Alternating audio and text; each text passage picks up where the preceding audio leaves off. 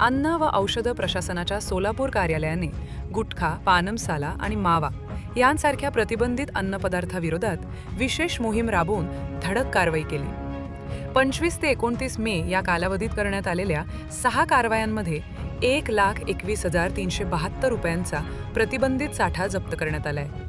या प्रकरणी 6 जणांविरुद्ध भारतीय न्याय संहिता कलमांतर्गत तसेच अन्न सुरक्षा व मानके, सोलापुरात अन्न व औषध प्रशासनाची कारवाई अधिनियम 2006 मधील कलम 26, 27, 30 व 59 अंतर्गत गुन्हे दाखल करण्यात आले असल्याची माहिती अन्न व औषध प्रशासनाचे सहाय्यक आयुक्त साहेबराव देसाई यांनी दिली।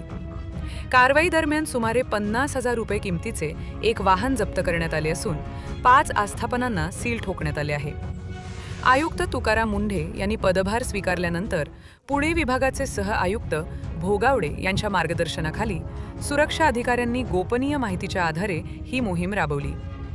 प्रतिबंधित अन्नपदार्थांची विक्री, उत्पादन, साठवणूक अथवा वाहतूक करणाऱ्यांविरोधात यापुढेही कठोर कारवाई सुरू राहणार असल्याचा इशारा प्रशासनाने दिला आहे।